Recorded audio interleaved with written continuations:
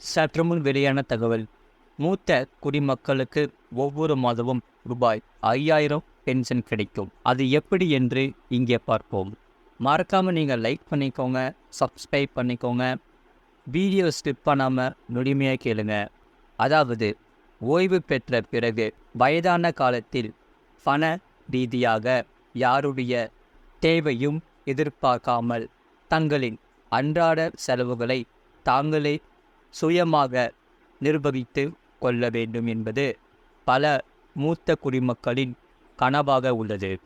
அந்த வகையில் இந்த கனவை நனவாக்கும் வகையில் மத்திய அரசு ஆயுள் காப்பீடு கழகத்துடன் இணைந்து செயல்படுத்தி வரும் ஒரு சிறப்பான ஓய்வூதிய திட்டம்தான் வரிஷ்டா பென்ஷன் பீமா யோஜனா.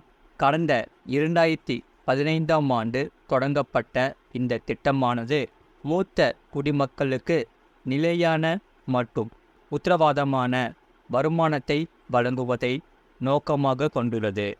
இந்த திட்டம் குறித்த முழு விவரங்களை இங்கே பார்ப்போம். மறக்காமல் நீங்கள் லைக் பண்ணிக்கோங்க, சப்ஸ்கிரைப் பண்ணிக்கோங்க. அதாவது, திட்டத்தின் முக்கிய அம்சங்கள் என்னவென்றால், 60 வயதுக்கு மேற்பட்ட மூத்த குடிமக்களுக்காக பிரத்யேகமாக வடிவமைக்கப்பட்ட இந்த திட்டத்தில் ஒருமுறை முதலீடு செய்வதன் மூலம் வாழ்நாள் முழுவதும் பென்ஷன் பெற முடியும். அதாவது VTBY. இந்த திட்டத்தில் செய்யப்படும் முதலீட்டுக்கு ஆண்டுக்கு 8% வட்டி கிடைக்கும். இந்த வட்டி விகிதம் பாலிசி காலம் முழுவதும், அதாவது 15 ஆண்டுகள் நிச்சயம் வழங்கப்படும். இது மற்ற பல மூத்த குடிமக்கள் சேமிப்பு திட்டங்களை விட அதிக நன்மை கொண்டதாக கருதப்படுகிறது. ஆகையால் முதலீட்டாளர்கள் தங்களது வசதிக்கேற்ப மாதாந்திர, காலாண்டு, அரையாண்டு அல்லது வருடாந்திர பென்ஷன் பெறும் முறையை தேர்வு செய்து கொள்ளலாம். பாலிசியில் சேர்ந்த 3 ஆண்டுகளுக்கு பிறகு முதலீடு செய்த தொகையில் இருந்து 75% வரை கடன் பெறும் வசதியும் இதில் உள்ளது. இந்த கடனுக்கான வட்டி வழங்கப்படும் பென்ஷன் தொகையிலிருந்து பிடித்தம் செய்யப்படும். அதாவது, பாலிசியின் முதிர்வு காலமான 15 ஆண்டுகள் முடிந்த பிறகு முதலீடு செய்த முழு தொகையும் இறுதி பென்ஷன் தவணையுடன் சேர்த்து ஓய்வூதியதாரர்களுக்கு திருப்பி வழங்கப்படும். இந்த ஓய்வூதியதாரர்களோ அல்லது அவரது மனைவியோ தீவிர மருத்துவ சிகிச்சைகளுக்கு பணம் தேவைப்பட்டால் 15 வருட முதிர்வு காலத்திற்கு முன்பே இந்த திட்டத்திலிருந்து விலகி கொள்ளும் வசதியும் உள்ளது. அவ்வாறு விலகும்போது முதலீடு தொகையில் 98% திருப்பி தரப்படும் என்று சொல்லப்படுகிறது. ஆகையால் இந்த பாலிசி காலத்தில் ஓய்வூதியதாரர் இறந்துவிட்டால் அவர் முதலீடு செய்த முழு தொகையும் அவரது நாமினிக்கு அல்லது சட்டப்பூர்வ வாரிசுகளுக்கு வழங்கப்படும். இந்த திட்டத்தில் முதலீடு செய்யப்படும் தொகைக்கு வருமான வரி சட்டம் பிரிவு 80C கீழ் வரி விலக்கு அளிக்கப்படுகிறது. இருப்பினும் இதற்காக பெறப்படும் ஓய்வூதிய தொகைக்கு வரி விதிக்கப்படும். இந்த திட்டத்தை சேர தகுதிகள் என்னென்ன என்பதை இங்கே பார்ப்போம். அதாவது, இதற்கு குறைந்தபட்ச வயது 60 ஆக இருக்க வேண்டும்.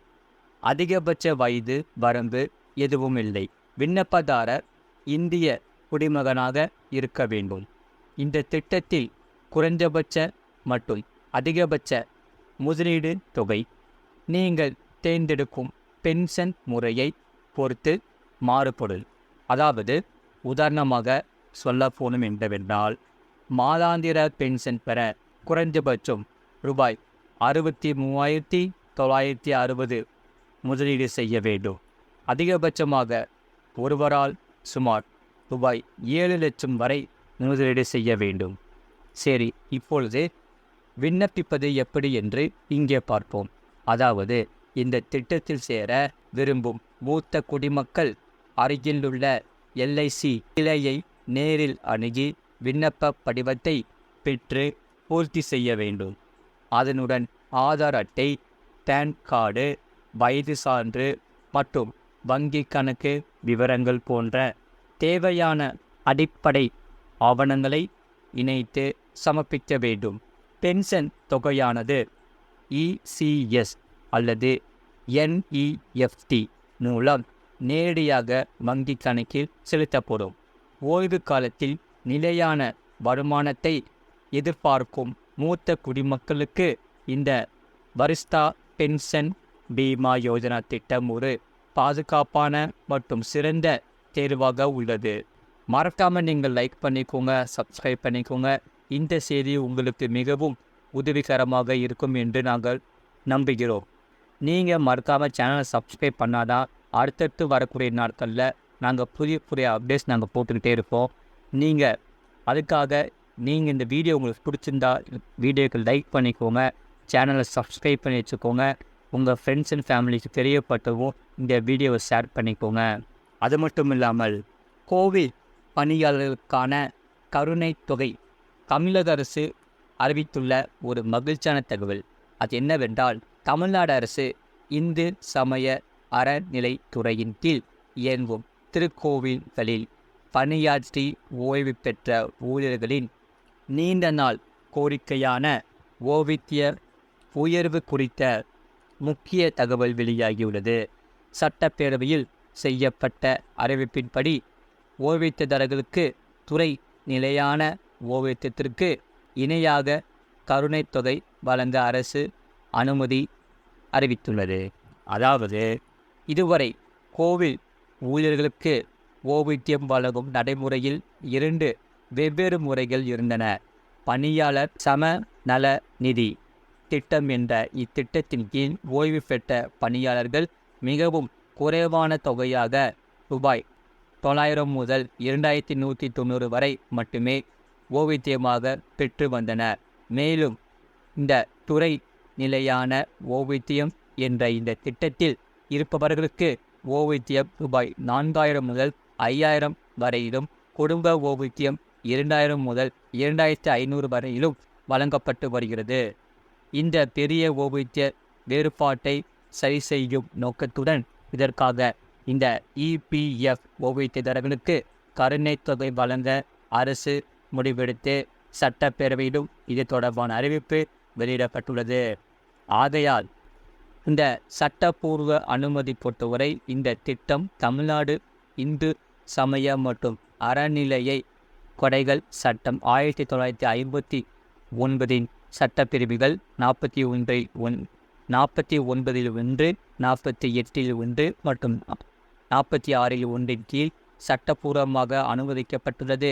தமிழ்நாடு அரசின் இந்த உத்தரவு கோவில் பணியாளர்களுக்கும் ஓய்வு பெற்ற கோவில் பணியாளர்களுக்கும் மகிழ்ச்சியான செய்தியாக இருக்கும் என்று கருதப்படுகிறது.